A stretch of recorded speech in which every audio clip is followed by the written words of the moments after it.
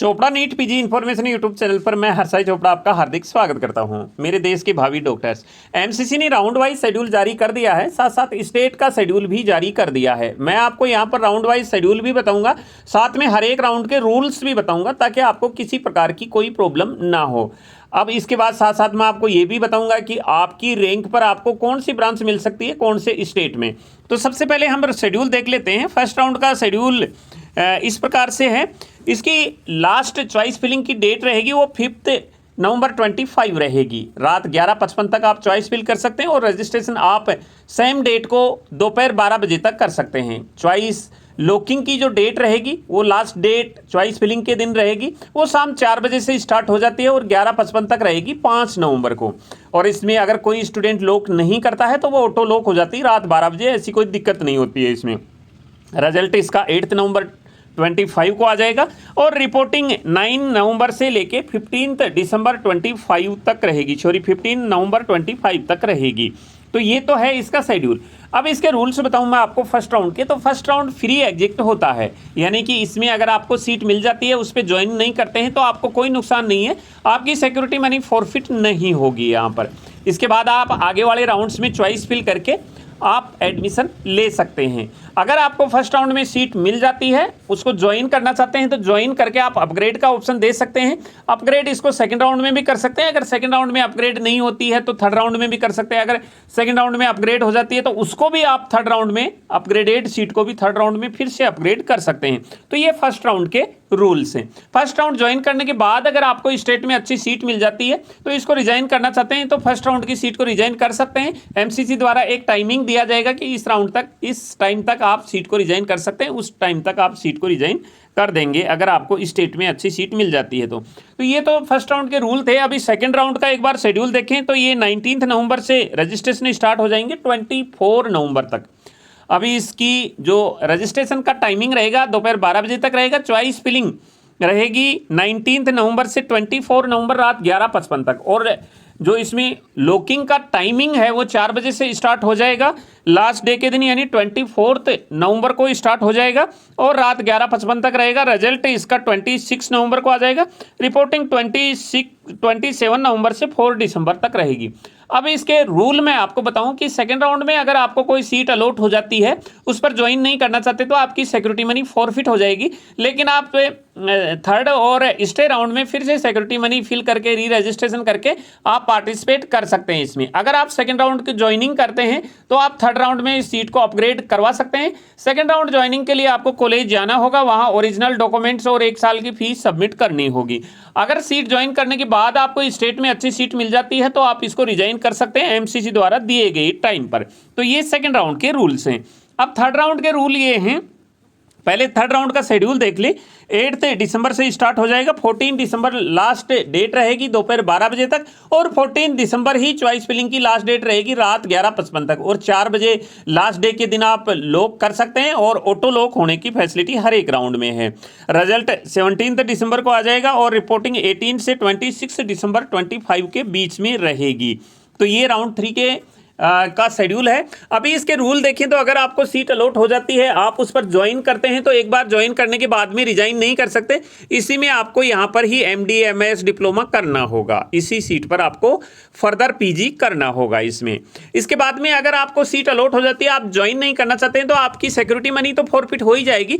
इसके साथ साथ रूल ये है कि आप स्टे वैकेंसी राउंड में पार्टिसिपेट नहीं कर सकते। थर्ड राउंड में एक बार सीट अलॉट होगी तो चाहे आप उसको ज्वाइन करें या न करें वो अलग चीज है, लेकिन एक बार आपको अलॉट हो गई तो उसके बाद में आप इसमें पार्टिसिपेट नहीं कर सकते स्टेट राउंड में। हाँ, आप स्टेट में पार्टिसिपेट कर सकते हैं, थर्ड राउंड तक पार्टिसिपेट कर सकते हैं स्टेट में। अगर आपने ज्वाइन कर लिया तो फिर स्टेट के थर्ड राउंड में पार्टिसिपेट नहीं कर सकते। अलॉट होने के बाद स्टेट में पार्टिसिपेट कर सकते हैं, लेकिन एमसीसी का आपने थर्ड राउंड अगर ज्वाइन कर लिया तो स्टेट में पार्टिसिपेट नहीं कर सकते थर्ड राउंड में, यानी कि आपकी काउंसलिंग यहीं एंड हो जाएगी। तो ये रूल्स हैं राउंड 3 के। अब स्टे का एक बार शेड्यूल देखें।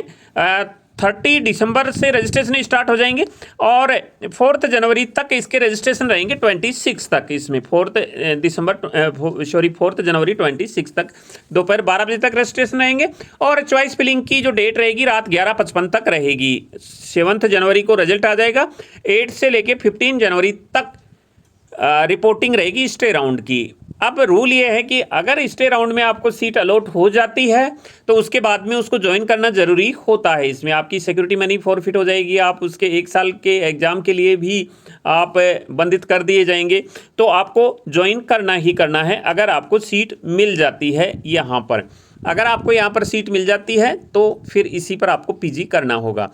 अब जो इसकी लास्ट डेट ज्वाइनिंग रहेगी वो 15 जनवरी 26 रहेगी। इसी के बाद में काउंसलिंग एंड हो जाएगी पीजी की, अगर सही समय पर शेड्यूल चलता रहा तो ये ही लास्ट डेट स्टेट की रहेगी। अभी स्टेट का एक बार राउंड वाइज शेड्यूल देखें तो फर्स्ट राउंड 6 नवंबर से 15 नवंबर 25 तक रहेगा। लास्ट डेट ज्वाइनिंग 20 नवंबर 25 रहेगी। सेकंड राउंड 25 नवंबर से 4 दिसंबर तक रहेगा।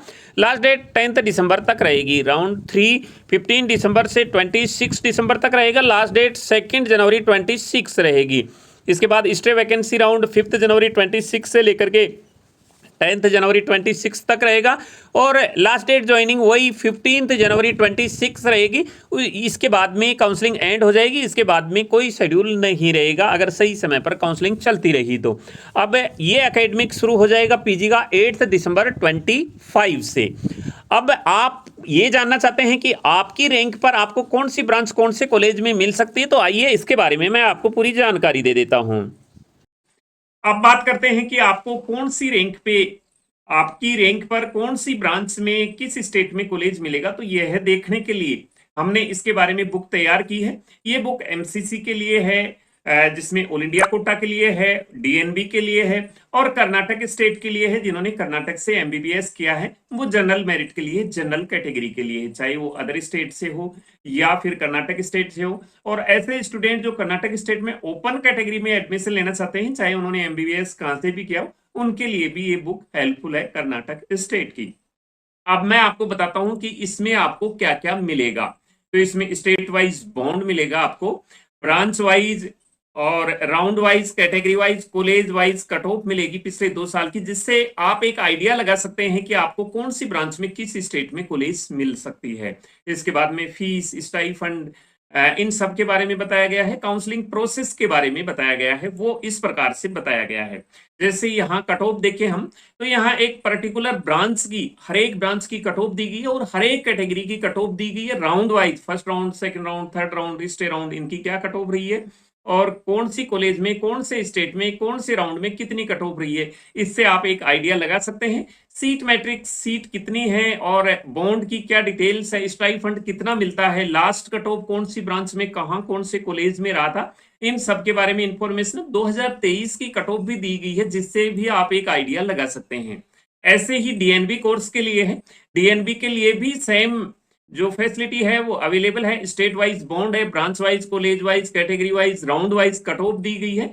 फीस, स्टाइफंड और सीट मैट्रिक्स के बारे में समझाया गया है। काउंसलिंग प्रोसेस के बारे में समझाया गया है। तो इस प्रकार से आप देख रहे हैं, इसमें भी हर एक कैटेगरी में, हर एक कोर्स के लिए first round, second round, third round की कट ऑफ दी गई है। कौन से हॉस्पिटल में या कौन से मेडिकल कॉलेज में ये कोर्स रन हो रहा है उसके बारे में पूरी जानकारी दी है। कितनी कट ऑफ रही है, आपको कहां मिल सकती है। तो रैंक के अकॉर्डिंग आप सर्च कर सकते हैं कि आपको कौन से स्टेट में, अगर आपको ऑल इंडिया नहीं मिलती है, ऑल इंडिया कोर्स नहीं मिलते हैं, तो डीएनबी कर सकते हैं। डीएनबी और इसमें कोई ज्यादा अंतर नहीं है। सीट मैट्रिक्स, स्टाइफंड और फीस के बारे में सारा समझाया गया है इसमें। इसके बाद में लास्ट कट ऑफ दी गई है, कौन से ब्रांच में कौन सी जगह लास्ट कट ऑफ रही थी, कौन सी कॉलेज में रही थी, फर्स्ट राउंड में क्या रही थी, सेकंड राउंड में क्या रही थी। ऐसे ही 2023 के बारे में समझाया गया है। अभी कर्नाटक स्टेट के बारे में भी समझाया गया है। कर्नाटक स्टेट के लिए जिन कैंडिडेट्स ने कर्नाटक से एमबीबीएस किया है, चाहे वो कर्नाटक के रहने वाले हो या अदर स्टेट के, उनके लिए भी ये बुक काफी हेल्पफुल है। और ओपन कोटा के लिए जो कैंडिडेट ओपन में एडमिशन लेना चाह रहे हैं, चाहे उन्होंने एमबीबीएस कहां से भी किया हो, कर्नाटक स्टेट में एडमिशन लेना चाहते हैं, तो उनके लिए भी ये बुक काफी हेल्पफुल है। इसमें प्रीवियस ईयर की कट ऑफ दी गई है और कौन से कॉलेज की कितनी फीस है, क्या उसकी एलिजिबिलिटी है, क्या कट ऑफ रही है, ये सारा सब कुछ समझाया गया है। एमसीसी के जो काउंसलिंग प्रोसेस को फ्लो चार्ट से समझाया गया है। First round, second round, third round, इनकी सबकी कंडीशन समझाई गई है। तो ये बुक आपके लिए काफी हेल्पफुल रहेगी। इसको डाउनलोड करने के लिए आप हमारी वेबसाइट www.chopraeducation.in पर जाकर के ए पर्टिकुलर बुक पर क्लिक कर सकते हैं, तो आप डाउनलोड पेज पर पहुंच जाएंगे। इसके अलावा आप हमारे इस वीडियो के डिस्क्रिप्शन बॉक्स से भी इसको डाउनलोड कर सकते हैं।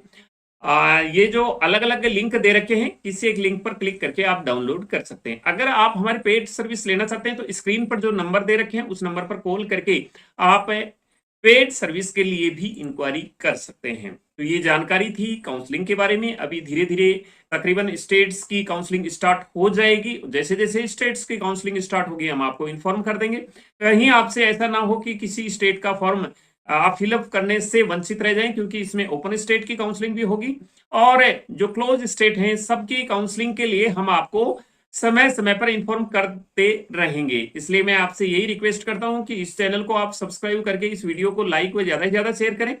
मिलेंगे नई अपडेट के साथ नए वीडियो में, आपसे फिर से मुलाकात होगी। तब तक मैं हर्षाई चोपड़ा आपसे लेता हूं विदा। जय हिंद।